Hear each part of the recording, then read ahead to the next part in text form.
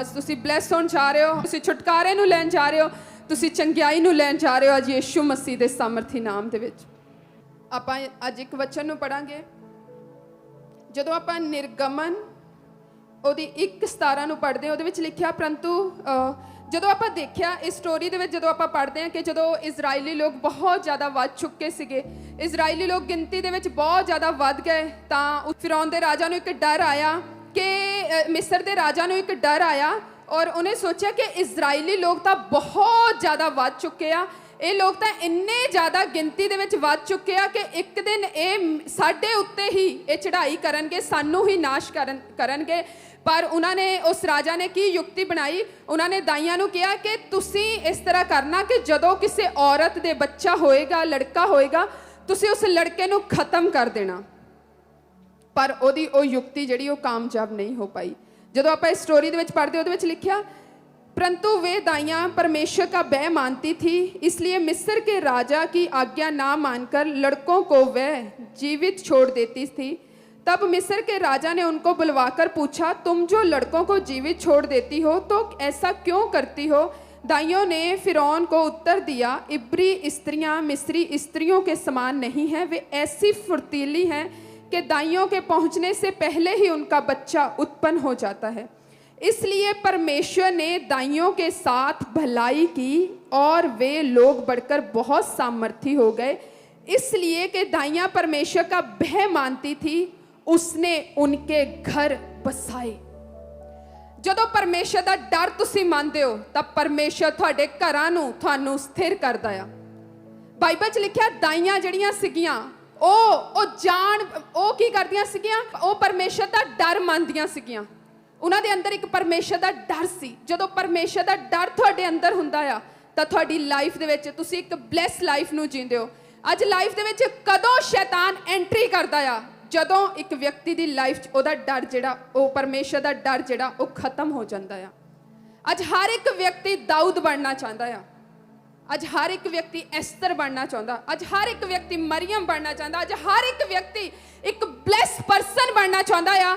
ਪਰ ਉਹ bless person, ਉਹ ਦਾਊਦ ਕਿੱਦਾਂ ਦਾਊਦ ਬਣਿਆ, ਕਿੱਦਾਂ ਦਾਊਦ ਇਜ਼ਰਾਈਲ ਦਾ ਰਾਜਾ ਬਣਿਆ? ਕਿਉਂਕਿ ਦਾਊਦ ਦੇ ਅੰਦਰ ਪਰਮੇਸ਼ਰ ਦਾ ਡਰ ਸੀ। ਅੱਜ ਇੱਕ ਵਿਅਕਤੀ ਦੇ ਅੰਦਰ ਅਗਰ ਪਰਮੇਸ਼ਰ ਦਾ ਡਰ ਨਹੀਂ ਹੋਏਗਾ ਤਾਂ ਉਹ ਆਪਣੀ ਲਾਈਫ ਦੇ ਵਿੱਚ ਇੱਕ ਬਲੈਸ ਲਾਈਫ ਨੂੰ ਨਹੀਂ ਲੈ ਪਾਏਗਾ। ਜਦੋਂ ਡਰ ਇੱਕ ਵਿਅਕਤੀ ਦੀ ਲਾਈਫ 'ਚ ਪਰਮੇਸ਼ਰ ਦਾ ਖਤਮ ਹੁੰਦਾ ਤਾਂ ਸ਼ੈਤਾਨ ਦੀ ਐਂਟਰੀ ਉਹਦੀ ਲਾਈਫ ਦੇ ਵਿੱਚ ਹੋ ਜਾਂਦੀ ਆ। ਇਹਨਾਂ ਦੇ ਅੰਦਰ ਕੀ ਸੀ? ਪਰਮੇਸ਼ਰ ਦਾ ਡਰ ਸੀ। ਇਸੇ ਲਈ ਆਪਾਂ ਪੜ੍ਹਿਆ ਕਿ ਪਰਮੇਸ਼ਰ ਨੇ ਉਹਨਾਂ ਦੇ ਘਰਾਂ ਨੂੰ ਬਸਾਇਆ। ਦਾਊਦ ਨੂੰ ਪਤਾ ਸੀਗਾ ਕਿ ਮੈਂ ਇੱਕ ਅਭਿਸ਼ੇਕਤ ਆ, ਪਰਮੇਸ਼ਰ ਦਾ ਆਤਮਾ ਮੇਰੇ ਨਾਲ ਆ, ਪਰਮੇਸ਼ਰ ਨੇ ਮੈਨੂੰ ਚੁਣਿਆ ਹੋਇਆ ਰਾਜਾ ਬਣਨ ਦੇ ਲਈ।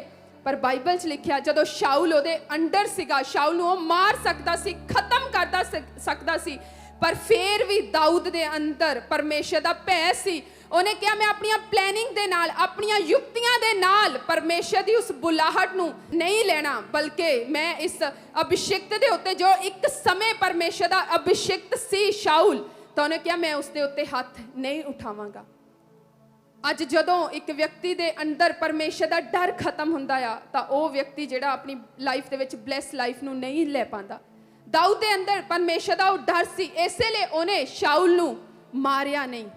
ਉਹਨੇ ਆਪਣੀ ਯੁਕਤੀ ਦੇ ਨਾਲ, ਆਪਣੀ ਪਲੈਨਿੰਗ ਦੇ ਨਾਲ ਉਸ ਸ਼ਾਊਲ ਤੋਂ ਉਸ ਰਾਜ ਨੂੰ ਨਹੀਂ ਲਿਆ ਕਿ ਮੈਂ ਤਾਂ, ਪਰਮੇਸ਼ਰ ਨੇ ਮੈਨੂੰ ਕਿਹਾ ਆ, ਮੇਰਾ ਤਾਂ ਮੱਸਾ ਹੋਇਆ ਮੈਂ ਇਜ਼ਰਾਈਲ ਦਾ ਰਾਜਾ ਬਣਾਂਗਾ। ਪਰ ਉਹਨੇ ਉਸ ਸਮੇਂ ਦੀ ਵੇਟ ਕੀਤੀ, ਉਹ ਪਰਮੇਸ਼ਰ ਦੇ ਡਰ ਦੇ ਵਿੱਚ ਰਿਹਾ। ਜਦੋਂ ਪਰਮੇਸ਼ਰ ਦਾ ਡਰ ਤੁਹਾਡੇ ਅੰਦਰ ਹੋਏਗਾ, ਤੁਹਾਨੂੰ ਪਤਾ ਹੋਏਗਾ ਕਿ ਨਹੀਂ ਇਹ ਪਾਪ ਆ, ਤਾਂ ਤੁਸੀਂ ਬਲੈਸ ਹੋਵੋਗੇ। ਅੱਜ ਸ਼ੈਤਾਨ ਕੀ ਕਰਦਾ? ਅੱਜ ਸ਼ੈਤਾਨ ਇਹੀ ਕੰਮ ਕਰਨ ਦੀ ਕੋਸ਼ਿਸ਼ ਕਰਦਾ, ਉਹ ਪਰਮੇਸ਼ਰ ਦੇ ਖਿਲਾਫ ਲੋਕਾਂ ਨੂੰ ਬੁਲਾਉਂਦਾ ਆ, ਉਹ ਪਰਮੇਸ਼ਰ ਦੇ ਦਾਸਾਂ ਦੇ ਖਿਲਾਫ ਲੋਕਾਂ ਦੇ ਮੂੰਹ ਨੂੰ ਖੋਲਦਾ ਆ ਕਿ ਪਰਮੇਸ਼ਰ ਦੇ ਖਿਲਾਫ, ਪਰਮੇਸ਼ਰ ਦੇ ਦਾਸਾਂ ਦੇ ਖਿਲਾਫ ਬੋਲਿਆ ਜਾਏ, ਕਿਉਂਕਿ ਉਹਨੂੰ ਪਤਾ ਆ ਕਿ ਜਦੋਂ ਇਹ ਲੋਕ ਜਿਹੜੇ ਪਾਪ ਕਰਨਗੇ ਤਾਂ ਇਹ ਲੋਕ ਜਿਹੜੇ ਆ ਉਹ ਨਾਸ਼ ਹੋਣਗੇ। ਇਸ ਲਈ ਪਰਮੇਸ਼ਰ ਦਾ ਡਰ ਹਮੇਸ਼ਾ ਆਪਣੀ ਲਾਈਫ ਦੇ ਵਿੱਚ ਰੱਖਣਾ, ਹਮੇਸ਼ਾ ਪਵਿੱਤਰਤਾਈ ਦੇ ਵਿੱਚ ਰਹਿਣਾ, ਹਮੇਸ਼ਾ ਇੱਕ ਕੰਮ ਕਰਨ ਤੋਂ ਸੋਚਣਾ ਕਿ ਇਹ ਕੰਮ ਸਹੀ ਆ ਜਾਂ ਗਲਤ ਹੈ, ਮੈਂ ਇਸ ਕੰਮ ਨੂੰ ਕਰਾਂ ਜਾਂ ਨਾ ਕਰਾਂ। ਪਰਮੇਸ਼ਰ ਦੇ ਡਰ ਦੇ ਅੰਦਰ ਹਮੇਸ਼ਾ ਰਹਿਣਾ, ਡਰ ਦੇ ਵਿੱਚ ਰਹਿਣਾ ਹਮੇਸ਼ਾ ਪਰਮੇਸ਼ਰ ਦੇ। ਦਾਈਆਂ ਦੇ ਅੰਦਰ ਇਹ ਡਰ ਸੀ ਉਹ ਜਾਣ ਬੁੱਝ ਕੇ ਉਹ ਦੇਰ ਨਾਲ ਪਹੁੰਚਦੀਆਂ ਸੀਗੀਆਂ। ਉਹਨਾਂ ਨੂੰ ਪਤਾ ਸੀ ਅਗਰ ਅਸੀਂ ਪਹਿਲਾਂ ਚਲੀਆਂ ਜਾਵਾਂਗੇ, ਪਰ ਉਹਨਾਂ ਨੇ ਦੇਖੋ ਝੂਠ ਵੀ ਨਹੀਂ ਬੋਲਿਆ ਰਾਜਾ ਨੂੰ। ਉਹਨੇ ਕਿਹਾ ਰਾਜਾ ਜਦੋਂ ਅਸੀਂ ਪਹਿਲਾਂ ਜਿੰਨੇ ਟਾਈਮ ਤੱਕ ਅਸੀਂ ਚਲੇ ਜਾਂਦੀਆਂ ਨਾ ਉਦੋਂ ਤਾਂ ਉਹ ਬੱਚਾ ਵੀ ਜਨਮ ਦੇ ਦਿੰਦੀਆਂ ਆ। ਉਹਨਾਂ ਨੇ ਝੂਠ ਵੀ ਨਹੀਂ ਬੋਲਿਆ ਔਰ ਉਹ ਜਾਣ ਬੁੱਝ ਕੇ ਲੇਟ ਜਾਂਦੀਆਂ ਸੀਗੀਆਂ। ਉਨੇ ਟਾਈਮ ਦੇ ਵਿੱਚ ਇਜ਼ਰਾਈਲੀ ਔਰਤਾਂ ਜਿਹੜੀਆਂ ਬੱਚੇ ਨੂੰ ਜਨਮ ਦੇ ਦਿੰਦੀਆਂ ਸੀ, ਉਹਨਾਂ ਨੇ ਕੀ ਕੀਤੀ? ਸਹਾਇਤਾ ਕੀਤੀ।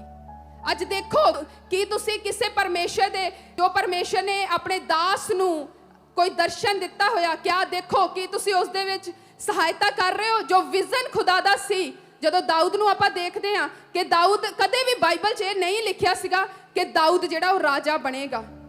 ਦਾਊਦ ਜਿਹੜਾ ਹੈ ਉਹ ਰਾਜਾ ਬਣੇਗਾ, ਕੁਛ ਨਹੀਂ ਲਿਖਿਆ ਸੀਗਾ ਇਸ ਤਰ੍ਹਾਂ ਦਾ ਬਾਈਬਲ 'ਚ। ਬਾਈਬਲ 'ਚ ਲਿਖਿਆ ਯੈਸ਼ੇ ਦੇ ਪੁੱਤਰ, ਯੈਸ਼ੇ ਤੋਂ ਇੱਕ ਜਿਹੜਾ ਯੈਸ਼ੇ ਦੇ ਪੁੱਤਰ ਤੋਂ ਇੱਕ ਜਿਹੜਾ ਉਹ ਰਾਜਾ ਬਣੇਗਾ। ਕਦੇ ਬਾਈਬਲ 'ਚ ਇਸ ਤਰ੍ਹਾਂ ਨਹੀਂ ਲਿਖਿਆ ਸੀ। ਪਰ ਦਾਊਦ ਨੇ ਕੀ ਕੀਤਾ? ਉਹ ਡਰ ਦੇ ਵਿੱਚ ਰਿਹਾ, ਪਰਮੇਸ਼ਰ ਦੀ ਉਸ ਵਰਸ਼ਿਪ ਕਰਦਾ ਰਿਹਾ, ਪਰਮੇਸ਼ਰ ਦੇ ਨਾਲ ਪਵਿੱਤਰਤਾਈ ਦੇ ਵਿੱਚ ਰਿਹਾ, ਹਮੇਸ਼ਾ ਆਪਣੀ ਆਤਮਿਕ ਲਾਈਫ ਦੇ ਲਈ ਚੌਕਸ ਰਹਿਣਾ। ਜਦੋਂ ਉਹਦਾ ਸ਼ੈਮੂਲ ਆਇਆ, ਜਦੋਂ ਉਹਦਾ ਮੱਸਾ ਕੀਤਾ ਗਿਆ, ਉਹਨੇ ਸਭ ਤੋਂ ਪਹਿਲਾਂ ਜਿਹੜਾ ਉਹਦਾ ਪਹਿਲਾ ਪੁੱਤਰ ਸੀਗਾ ਉਹਦਾ ਮੱਸਾ ਹੋਣਾ ਸੀ, ਉਹਨੇ ਰਾਜਾ ਬਣਨਾ ਸੀ। ਪਰ ਉਹਦੀ ਲਾਈਫ ਜਿਹੜੀ ਸੀ ਉਹ ਉਸ ਤਰ੍ਹਾਂ ਦੀ ਉਹਦੀ ਲਾਈਫ ਨਹੀਂ ਸੀ। ਪਰ ਦਾਊਦ ਨੇ ਉਸ ਤਰ੍ਹਾਂ ਦੀ ਲਾਈਫ ਨੂੰ ਜੀਆ। ਦਾਊਦ ਉਸ ਤਰ੍ਹਾਂ ਦੀ ਲਾਈਫ ਨੂੰ ਜੀਂਦਾ ਸੀ, ਪਵਿੱਤਰਤਾਈ ਦੇ ਵਿੱਚ ਰਹਿੰਦਾ ਸੀ, ਪ੍ਰੇਅਰ ਦੇ ਵਿੱਚ ਰਹਿੰਦਾ ਸੀ, ਪਰਮੇਸ਼ਰ ਦੇ ਨਾਲ ਸੰਗਤੀ ਦੇ ਵਿੱਚ ਰਹਿੰਦਾ ਸੀ, ਵਰਸ਼ਿਪ ਦੇ ਵਿੱਚ ਰਹਿੰਦਾ ਸੀ। ਉਹ ਆਪਣੀ ਆਤਮਿਕ ਲਾਈਫ ਦੇ ਲਈ ਚੌਕਸ ਸੀ। ਅੱਜ ਦੇਖੋ ਕਿ ਤੁਸੀਂ ਆਪਣੀ ਆਤਮਿਕ ਲਾਈਫ ਦੇ ਲਈ ਚੌਕਸ ਹੋ। ਇਸੇ ਲਈ ਉਹਦਾ ਮੱਸਾ ਕੀਤਾ ਗਿਆ, ਇਸੇ ਲਈ ਉਹਦਾ ਅਭਿਸ਼ੇਕ ਕੀਤਾ ਗਿਆ, ਇਸੇ ਲਈ ਉਹ ਰਾਜਾ ਬਣਿਆ। ਜਦੋਂ ਤੁਸੀਂ ਆਪਣੀ ਆਤਮਿਕ ਲਾਈਫ ਲਈ ਚੌਕਸ ਰਹਿੰਦੇ ਹੋ ਤਾਂ ਤੁਸੀਂ ਉਸ ਬੁਲਾਹਟ ਦੇ ਵਿੱਚ ਪਹੁੰਚ ਪਾਉਂਦੇ ਹੋ ਜਿੱਥੇ ਪਰਮੇਸ਼ਰ ਤੁਹਾਨੂੰ ਪਹੁੰਚਾਉਣਾ ਚਾਹੁੰਦਾ। ਹਮੇਸ਼ਾ ਖੁਦਾ ਦੇ ਡਰ ਦੇ ਵਿੱਚ ਰਹਿਣਾ, ਹਮੇਸ਼ਾ ਪਰਮੇਸ਼ਰ ਦੇ ਨਾਲ ਵਚਨਾਂ ਦੇ ਵਿੱਚ ਬਣੇ ਰਹਿਣਾ, ਹਮੇਸ਼ਾ ਵਿਸ਼ਵਾਸ ਦੇ ਵਿੱਚ ਬਣੇ ਰਹਿਣਾ, ਹਮੇਸ਼ਾ ਚਰਚ ਆਉਣਾ ਕਦੇ ਮਿਸ ਨਹੀਂ ਕਰਨਾ, ਹਮੇਸ਼ਾ ਪ੍ਰੇਅਰ ਦੇ ਵਿੱਚ ਬਣੇ ਰਹਿਣਾ, ਹਮੇਸ਼ਾ ਵਰਸ਼ਿਪ ਕਰਦੇ ਰਹਿਣਾ, ਹਮੇਸ਼ਾ ਪਵਿੱਤਰਤਾਈ ਦੇ ਵਿੱਚ ਰਹਿਣਾ, ਹਮੇਸ਼ਾ ਖੁਦਾ ਦੇ ਡਰ ਦੇ ਵਿੱਚ ਰਹਿਣਾ, ਤਾਂ ਕਿ ਤੁਸੀਂ ਆਪਣੀ ਲਾਈਫ ਦੇ ਵਿੱਚ ਬਲੈਸ ਹੋ ਸਕੋ। ਜਦੋਂ ਆਪਾਂ ਪੜ੍ਹਦੇ ਹਾਂ ਕਿ इसलिए कि दाइयां परमेश्वर का बैर मानती थी, उसने उनके घर बसाए। ਜਦੋਂ ਤੁਸੀਂ ਪਰਮੇਸ਼ਰ ਦੇ ਡਰ ਦੇ ਵਿੱਚ ਰਹਿੰਦੇ ਹੋ, ਭੈ ਦੇ ਵਿੱਚ ਰਹਿੰਦੇ ਹੋ, ਤਾਂ ਪਰਮੇਸ਼ਰ ਤੁਹਾਡੇ ਘਰਾਂ ਨੂੰ, ਤੁਹਾਡੇ ਬੱਚਿਆਂ ਨੂੰ, ਤੁਹਾਡੇ ਫਾਈਨੈਂਸ ਨੂੰ ਸਥਿਰ ਰੱਖਦਾ, ਸੁਰੱਖਿਅਤ ਰੱਖਦਾ ਔਰ ਤੁਸੀਂ ਬਲੈਸ ਹੁੰਦੇ ਹੋ ਯਿਸੂ ਮਸੀਹ ਦੇ ਸਾਮਰਥੀ ਨਾਮ 'ਚ। ਤੁਹਾਡੇ ਘਰ ਜਿਹੜੇ ਆ ਉਹ ਬਸਾਏ ਜਾਂਦੇ ਕਿਉਂਕਿ ਪਰਮੇਸ਼ਰ ਨੂੰ ਪਤਾ ਹੁੰਦਾ ਕਿ ਇਹ ਮੇਰੇ ਡਰ ਦੇ ਵਿੱਚ ਆ, ਮੇਰੇ ਭੈ ਦੇ ਵਿੱਚ ਆ। ਫਿਰ ਤੁਸੀਂ ਬਲੈਸ ਹੁੰਦੇ ਹੋ ਯਿਸੂ ਮਸੀਹ ਦੇ ਸਾਮਰਥੀ ਨਾਮ 'ਚ। ਔਰ ਹਮੇਸ਼ਾ ਵਿਸ਼ਵਾਸ ਦੇ ਵਿੱਚ ਬਣੇ ਰਹਿਣਾ, ਫੇਥ ਦੇ ਵਿੱਚ ਬਣੇ ਰਹਿਣਾ। ਆ ਟੈਸਟਮਨੀ ਜਿਹੜੀਆਂ ਤੁਸੀਂ ਦੇਖੀਆਂ ਇਹ ਕਾਫੀ ਆ ਵਿਸ਼ਵਾਸ ਦੇ ਵਿੱਚ ਤੁਹਾਨੂੰ ਰੱਖਣ ਦੇ ਲਈ। ਹਮੇਸ਼ਾ ਖੁਦਾ ਦੇ ਭੈ ਦੇ ਵਿੱਚ ਰਹਿਣਾ ਔਰ ਕਦੇ ਅਵਿਸ਼ਵਾਸ ਦੇ ਵਿੱਚ ਨਹੀਂ ਜਾਣਾ, ਵਿਸ਼ਵਾਸ ਦੇ ਵਿੱਚ ਬਣੇ ਰਹਿਣਾ। ਜਦੋਂ ਆਪਾਂ ਇਬਰਾਹਿਮ ਨੂੰ ਪੜ੍ਹਦੇ ਹਾਂ, ਜਦੋਂ ਇਬਰਾਹਿਮ ਦੀ ਲਾਈਫ 'ਚ ਪਰਮੇਸ਼ਰ ਨੇ ਇੱਕ ਵਾਅਦਾ ਰੱਖਿਆ ਹੋਇਆ ਸੀਗਾ ਕਿ ਮੈਂ ਤੈਨੂੰ ਪੁੱਤਰ ਦੇ ਨਾਲ ਬਲੈਸ ਕਰਾਂਗਾ, ਪਰ ਆਪਾਂ ਜਦੋਂ ਦੇਖਿਆ ਕਿ ਸਾਰਾ ਦੀ ਲਾਈਫ ਦੇ ਵਿੱਚ ਇੱਕ ਅਵਿਸ਼ਵਾਸ ਸੀਗਾ। ਕਦੇ ਵੀ ਪਰਮੇਸ਼ਰ ਨੇ ਅਗਰ ਤੁਹਾਨੂੰ ਕੋਈ ਬੁਲਾਹਟ ਦਿੱਤੀ ਆ, ਪਰਮੇਸ਼ਰ ਨੇ ਤੁਹਾਡੇ ਨਾਲ ਕੋਈ ਵਾਅਦਾ ਕੀਤਾ ਆ, ਅਵਿਸ਼ਵਾਸ ਦੇ ਵਿੱਚ ਨਹੀਂ ਜਾਣਾ, ਵਿਸ਼ਵਾਸ ਦੇ ਵਿੱਚ ਬਣੇ ਰਹਿਣਾ। 12 ਸਾਲ ਔਰਤ ਦਾ ਇੱਕ ਵਿਸ਼ਵਾਸ ਸੀ ਕਿ ਮੈਂ ਉਸਦੇ ਪੱਲੇ ਨੂੰ ਛੂ ਲਾਂਗੀ, ਮੈਂ ਚੰਗੀ ਹੋ ਜਾਵਾਂਗੀ। ਪਰਮੇਸ਼ਰ ਨੇ ਇਬਰਾਹਿਮ ਨੂੰ ਵਾਅਦਾ ਕੀਤਾ ਕਿ ਇਬਰਾਹਿਮ ਮੈਂ ਤੈਨੂੰ ਬਲੈਸ ਕਰਾਂਗਾ, ਮੈਂ ਤੈਨੂੰ ਬੱਚੇ ਨਾਲ ਬਲੈਸ ਕਰਾਂਗਾ। ਪਰ ਸਾਰਾ ਨੇ ਕੀ ਕੀਤਾ? ਸਾਰਾ ਨੇ ਅਵਿਸ਼ਵਾਸ ਦਿਖਾਇਆ, ਸਾਰਾ ਨੇ ਧੀਰਜ ਨਹੀਂ ਰੱਖਿਆ। ਜਦੋਂ ਪਰਮੇਸ਼ਰ ਦਾ ਡਰ ਇੱਕ ਵਿਅਕਤੀ ਦੀ ਲਾਈਫ 'ਚ ਨਹੀਂ ਹੁੰਦਾ, ਪਰਮੇਸ਼ਰ ਦੇ ਉੱਤੇ ਵਿਸ਼ਵਾਸ ਨਹੀਂ ਹੁੰਦਾ, ਧੀਰਜ ਨਹੀਂ ਹੁੰਦਾ, ਤਾਂ ਤੁਸੀਂ ਆਪਣੀ ਲਾਈਫ ਦੇ ਵਿੱਚ ਗਲਤ ਕਰਦੇ ਹੋ। ਤੁਸੀਂ ਆਪਣੀ ਲਾਈਫ ਦੇ ਵਿੱਚ ਉਸ ਬੁਲਾਹਟ ਦੇ ਵਿੱਚ ਪਹੁੰਚ ਨਹੀਂ ਪਾਉਂਦੇ।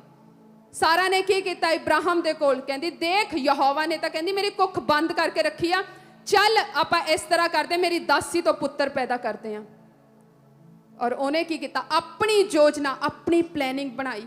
ਕਦੇ ਆਪਣੀ ਪਲੈਨਿੰਗ, ਆਪਣੀ ਯੋਜਨਾ ਦੇ ਨਾਲ ਆਪਣੇ ਮਿਰੇਕਲ ਨੂੰ ਲੈਣ ਦੇ ਲਈ ਕਦੇ ਕੰਮ ਨਾ ਕਰੋ। ਵਿਸ਼ਵਾਸ ਰੱਖੋ ਕਿ ਅਗਰ ਪਰਮੇਸ਼ਰ ਨੇ ਮੇਰੇ ਨਾਲ ਵਾਅਦਾ ਕੀਤਾ ਆ ਮੈਂ ਤੈਨੂੰ ਬਲੈਸ ਕਰਾਂਗਾ, ਮੈਂ ਤੈਨੂੰ ਚੰਗਾ ਕਰਾਂਗਾ, ਤਾਂ ਵਿਸ਼ਵਾਸ ਦੇ ਵਿੱਚ ਬਣੇ ਰਹੋ ਕਿਉਂਕਿ ਉਹ ਤੁਹਾਨੂੰ ਚੰਗਾ ਕਰੇਗਾ ਹੀ ਕਰੇਗਾ ਯਿਸੂ ਮਸੀਹ ਦੇ ਸਾਮਰਥੀ ਨਾਮ 'ਚ। ਉਹ ਤੁਹਾਨੂੰ ਬਲੈਸ ਕਰੇਗਾ ਹੀ ਕਰੇਗਾ ਯਿਸੂ ਮਸੀਹ ਦੇ ਸਾਮਰਥੀ ਨਾਮ 'ਚ। ਕਦੇ ਆਪਣੀ ਯੋਜਨਾ, ਆਪਣੀ ਪਲੈਨਿੰਗ, ਆਪਣਾ ਮਾਈਂਡ, ਆਪਣੇ ਵਿਚਾਰ ਲਗਾਉਣ ਦੀ ਕੋਸ਼ਿਸ਼ ਨਾ ਕਰੋ ਕਿ ਅਗਰ ਮੇਰੀ ਮੈਰਿਜ ਨਹੀਂ ਹੋ ਰਹੀ, ਅਗਰ ਮੈਂ ਫੌਰਨ ਨਹੀਂ ਜਾ ਰਿਹਾ, ਚਲੋ ਮੈਂ ਇੱਦਾਂ ਕਰਕੇ ਫੌਰਨ ਚਲਾ ਜਾਵਾਂਗਾ। ਅਗਰ ਮੇਰੀ ਮੈਰਿਜ ਇੱਦਾਂ ਨਹੀਂ ਹੋ ਰਹੀ, ਮੈਂ ਇੱਦਾਂ ਕਰਕੇ ਆਪਣੀ ਮੈਰਿਜ ਕਰਵਾ ਲਾਂਗਾ। ਕਦੇ ਖੁਦਾ ਦੀ ਯੋਜਨਾ ਤੋਂ ਉਲਟ ਕੰਮ ਨਾ ਕਰੋ, ਬਲਕਿ ਵਿਸ਼ਵਾਸ ਦੇ ਵਿੱਚ ਬਣੇ ਰਹੋ। ਉਹਦੇ ਕੋਲ ਧੀਰਜ ਨਹੀਂ ਸੀਗਾ ਔਰ ਧੀਰਜ ਦੇ ਵਿੱਚ ਬਣੇ ਰਹਿਣਾ ਹਮੇਸ਼ਾ। ਸਾਰਾ ਦੇ ਕੋਲ ਧੀਰਜ ਨਹੀਂ ਸੀਗਾ, ਉਹਨੇ ਧੀਰਜ ਨਹੀਂ ਰੱਖਿਆ। ਪਰਮੇਸ਼ਰ ਨੇ ਵਾਅਦਾ ਕੀਤਾ ਇਬਰਾਹਿਮ ਦੇ ਨਾਲ, ਪਰ ਇਬਰਾਹਿਮ ਨੇ ਵੀ ਸਾਰਾ ਦੀ ਗੱਲ ਨੂੰ ਮੰਨਿਆ। ਸਾਰਾ ਨੇ ਧੀਰਜ ਨਹੀਂ ਰੱਖਿਆ ਕਿ ਨਹੀਂ ਅਸੀਂ ਇਸ ਤਰ੍ਹਾਂ ਬੱਚੇ ਨੂੰ, ਇਸ ਤਰ੍ਹਾਂ ਪੁੱਤਰ ਨੂੰ ਲੈਂਦੇ ਆ। ਤਾਂ ਆਪਾਂ ਦੇਖਿਆ ਉਹਨਾਂ ਨੇ ਉਸ ਪਰਮੇਸ਼ਰ ਦੀ ਬੁਲਾਹਟ ਦੇ ਉੱਤੇ ਜੋ ਪਰਮੇਸ਼ਰ ਨੇ ਰੱਖੀ ਹੋਈ ਸੀ ਵਿਸ਼ਵਾਸ ਨਹੀਂ ਕੀਤਾ। ਇਸ ਲਈ ਹਮੇਸ਼ਾ ਵਿਸ਼ਵਾਸ ਦੇ ਵਿੱਚ ਬਣੇ ਰਹਿਣਾ, ਹਮੇਸ਼ਾ ਪਰਮੇਸ਼ਰ ਦੇ ਨਾਲ ਇਹ ਰੱਖਣਾ ਕਿ ਨਹੀਂ ਮੈਂ ਧੀਰਜ ਰੱਖਾਂਗਾ, ਧੀਰਜ ਦੇ ਵਿੱਚ ਬਣੇ ਰਹਿਣਾ। ਕਿਉਂਕਿ ਧੀਰਜ ਅਗਰ ਵਿਅਕਤੀ ਦਾ ਜਦੋਂ ਖਤਮ ਹੋ ਜਾਂਦਾ ਆ ਤਾਂ ਪਰਮੇਸ਼ਰ ਤੁਸੀਂ ਉਸ ਬੁਲਾਹਟ ਤੱਕ ਨਹੀਂ ਪਹੁੰਚ ਪਾਉਂਦੇ। ਬੁਲਾਹਟਾਂ ਖਰਾਬ ਹੁੰਦੀਆਂ ਜਦੋਂ ਤੁਸੀਂ ਧੀਰਜ ਨਹੀਂ ਕਰ ਪਾਉਂਦੇ। ਇੱਕ ਰੋਂਗ ਮੈਰਿਜ ਧੀਰਜ ਨਾ ਰੱਖ ਕੇ ਤੁਹਾਡੀ ਪੂਰੀ ਲਾਈਫ ਨੂੰ ਖਤਮ ਕਰ ਦਿੰਦਾ ਕਿ ਹਾਂ ਮੇਰੀ ਮੈਰਿਜ ਨਹੀਂ ਹੋ ਰਹੀ, ਚਲੋ ਮੈਂ ਇਸ ਤਰ੍ਹਾਂ ਵਿਆਹ ਕਰਾ ਲੈਂਦਾ। ਧੀਰਜ ਨਾ ਰੱਖਣਾ, ਧੀਰਜ ਰੱਖੋ, ਪਰਮੇਸ਼ਰ ਦੇ ਉੱਤੇ ਵਿਸ਼ਵਾਸ ਕਰੋ। ਪਰਮੇਸ਼ਰ ਜ਼ਰੂਰ ਤੁਹਾਨੂੰ ਉਸ ਮਹਿਮਾ ਤੱਕ ਪਹੁੰਚਾਏਗਾ ਯਿਸੂ ਮਸੀਹ ਦੇ ਸਾਮਰਥੀ ਨਾਮ ਦੇ ਵਿੱਚ।